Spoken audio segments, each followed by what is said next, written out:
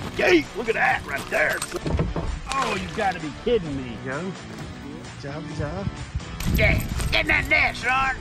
Oh yeah, dude. This is a good fish.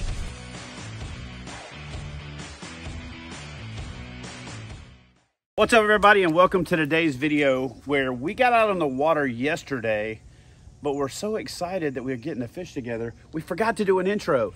So you're gonna notice in the video that he's got a beard. Now he doesn't, or well, his version of a beard. So anyway, for those of y'all that don't recognize this knucklehead, this is my son Austin. For the last few outings together, he's been on the other side of the camera, but I was home, he got off work early, we decided to hit the water. We really weren't sure we were gonna even make a video out of it. We decided to bring the cameras, but man, we started catching some fish. So guys, hope you enjoy this. Just a fun little video of me and the boy here getting out and chasing some bass, local, Old Hickory Lake, Tennessee. We didn't just chase them, did we? No, we caught them. We caught them. Okay. Here we go. Fish on. That's a toad, brother. Golly.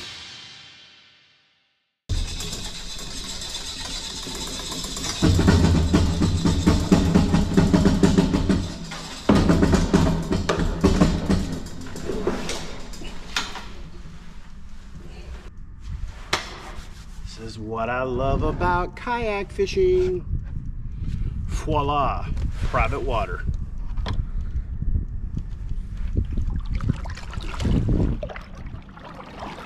So I start motoring across this little pocket that we're in and look back and see water splashing, and knucklehead done fish behind me and caught a little chunk.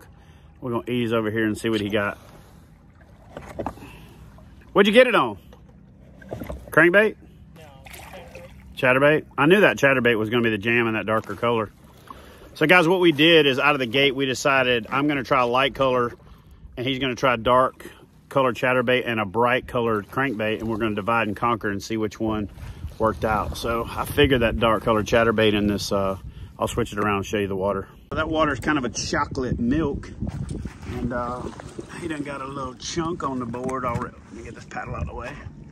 Nice. About 5 minutes in, that's... There you go. Pretty good. Good job, good job. All right, let's release that joker and let's take a look at what you caught it on. All right, what'd you catch it on? Green pumpkin chatterbait. So that's a cross-eyed chatterbait from Z-Man, and I basically rigged it up. Hold it back up there. I rigged it up with that Billy Goat trailer, and man, that thing has got a great action. Now the weed guard came off of that one, so it's pretty much just a regular chatterbait now.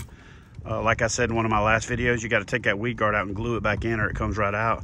Now, I did talk to Z-Man at the Bassmaster Classic, and they said, yeah, we fixed that problem. We got to cycle some out. Thanks for pointing that out where folks can glue it. But hold that back up one more time. The old cross-eyed chatterbait. It's a green pumpkin with a black blade. All right, so Austin's on the board with one right out of the gate on the chatterbait. I am going to switch to the old crankbait here and see if I can also get one on something natural colored. Kind of figured with this dirty watercolor, you guys may be able to see it pretty good on that back camera, but I figured with this dirty watercolor, something darker is going to profile a little better. And he hit a brush pile that was about, 5 feet off the bank in 6 foot of water, and found one ready to chew. Now, he got off work right at the perfect time because the feeding time today is actually 2 to 4, the minor, and then the other, 12 to 2, and then the primary is right at dark. So we should be sitting pretty for pretty much the rest of the day. Plus it's a warming trend. There's a front coming. So we kind of got like all the odds stacked in our favor, other than the fact that it's been raining for like a week here and this water is just chocolate milk. But if you darken up or brighten up your bait, that shouldn't be that big of a obstacle to overcome, and you can still catch fish. So we're gonna see if we can't put some fish on the board. The old backlash. Rare, son. Rare. It happens. It happens. It happens. It's just like it's rare for me to be fishing at home in Tennessee. Fish all over the country and don't fish at home that much. We're on the place we actually landed in Tennessee when Austin and I moved here right after I retired from the Navy. Old Hickory Lake in Tennessee. We're gonna find some. We're gonna find something willing to chew today. It's just gonna happen. It's just gonna happen. I'm probably gonna have to go to the old chatterbait myself. I don't think this thing is deep enough to effectively get away with fishing that crankbait unless I run it way out wide, parallel, trying to hit some of this cover. Now there is a buttload of cover off the bank. So you know what? I think I'll try that. I'll try to hit some of this brush that's, you know, 30, 40 feet off the bank that the old side scan is revealing to me.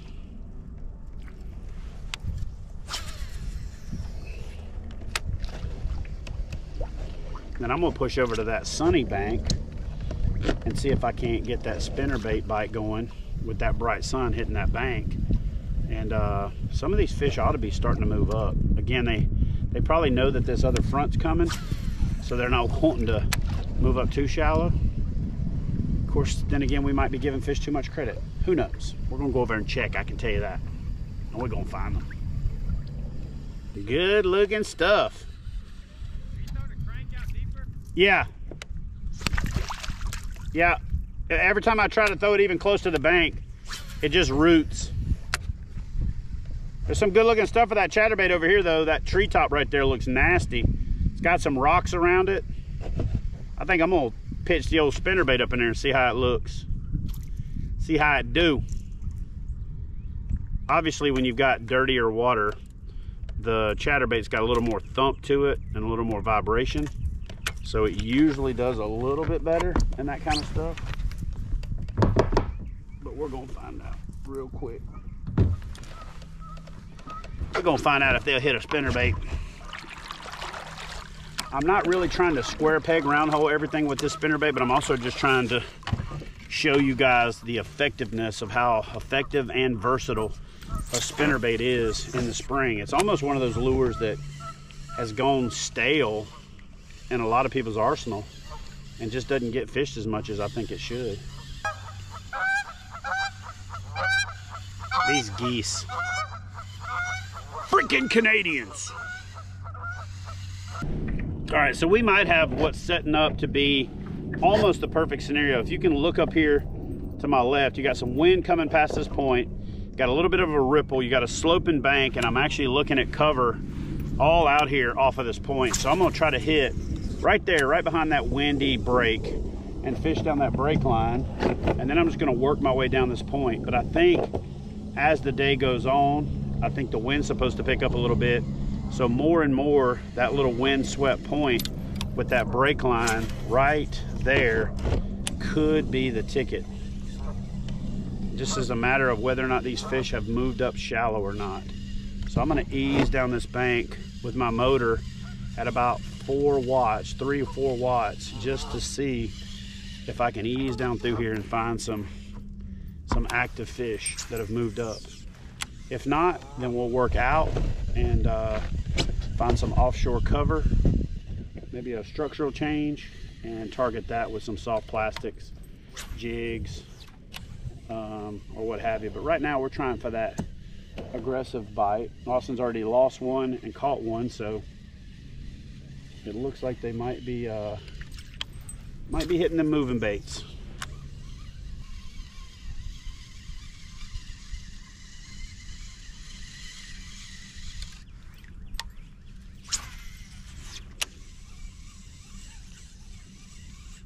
There we go.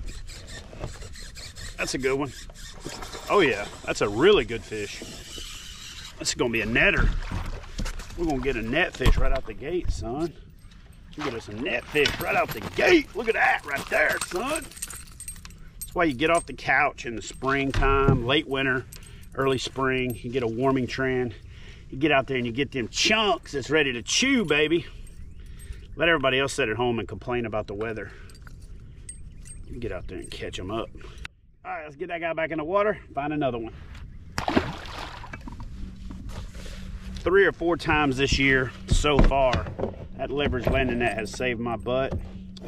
Because man, sometimes that hook just comes right off when you drop them in the net. That was not one of those times, but I just wanted to point out that can't tell you how many times so far this year, probably half a dozen, that I've literally netted the fish as the lure was coming out, or dropped it into the net as the lure came out in the boat. So cannot go wrong with the old leverage landing net. If you're tournament fishing, you shouldn't leave the dock without one. If you don't want to lose that fish of a lifetime, you shouldn't leave the dock without one. So again, we got 60.4 degree water temperature, muddy, cold water, and I'm throwing a spinnerbait in a foot of water and catching fish. You know how I know that it's gonna work? Because right over there on the bank is the pro fisherman wading along telling me where the fish is at. And that's the old great blue heron. The truest pro fisherman on the lake. The one that does it for a living every single day. So wherever he's at, that's where you ought to be. If they're on the bank and wading along and poking their head down, it's time to power fish, even without checking the apps or Solunar times or tables or any of that. If he's up in the tree or on the bank with one leg tucked in and he's got his head buried in his feathers, it's time to slow it down and just finesse fish. The other thing that a big wading bird will tell you is the direction of the presentation. You notice how he's looking that way? If he's looking that way, he's walking towards the direction the fish are going to be the bait fish are going to be swimming. So bring your lure in that direction. I know it sounds crazy, but trust me, it's the difference between catching them sometimes and not catching them, and it's definitely the difference between catching big fish and not catching them most of the time. A lot of times what's happening right here is we've got a symbiotic relationship between that wading bird and big predatory fish or schooling fish. A lot of people know about the whole concept of you know, when birds are diving, especially in saltwater fishing, that there's fish underneath them pushing them to the surface. But the same thing happens when they're edging, when they're pushing fish up against the bank to use that bank as the edge to ambush them against. And those big wading birds like that will sit there and let those schooling fish push those bait fish to them. So a lot of times where they're looking is an indicator that there are hungry bass about to push some bait that way. I'm about to hit that wind line right there again. You got one on a chatterbait, I got one on a spinnerbait, so they're definitely hitting, they're hitting moving baits.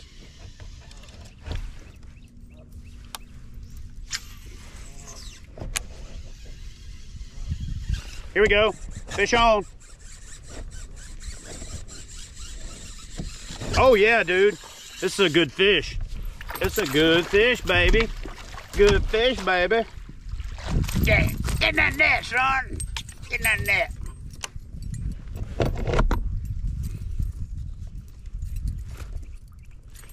Okay, it's not as good as I thought. It's not a 5-pounder. I don't know why I'm holding the rod with my mouth, but anyway, it's a pretty fish. It's cold fish. They cold, man. They cold. Oh, what am I doing? I am fishing the Catch 22 Challenge in the state of Tennessee, and I have not even taken a picture of either fish. What is wrong with me? Good night, Chad. Well, I must remedy that situation. The heck was I thinking? You know what? I wasn't thinking. That's what I was thinking.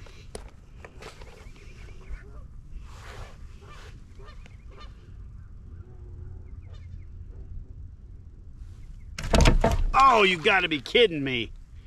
I was trying to get my camera off video and it jumped off the board. Well, dang. There's 2 fish that I should be to the good, but no. First, I'm a dummy, and then I let the fish jump off the board. What in the heck? Well, it was 14.5, so wasn't the end of the world. But now I'm gonna get my camera set up correctly, so we are good to go on the next one. Photo.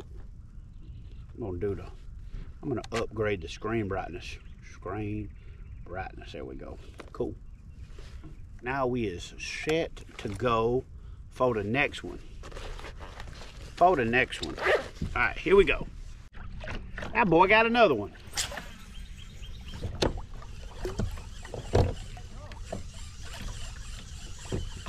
Hold up, I'll come get him on video.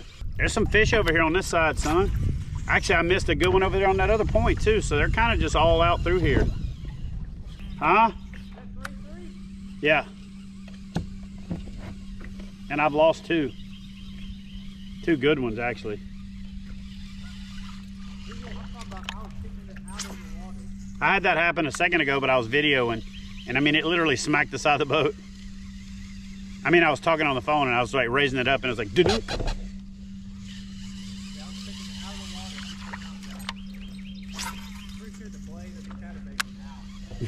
Yes. So I was throwing the billy goat from Z-Man, and then I switched to this because it had a little bit bigger profile. And it's a little darker. That's a Zaco I gave you when we got started. I said, hey, throw this on there later. I switched to it, and then within 15 minutes, I got two about this size. So yeah, man. Got about a couple hours of daylight, so let's see if we can get a couple other.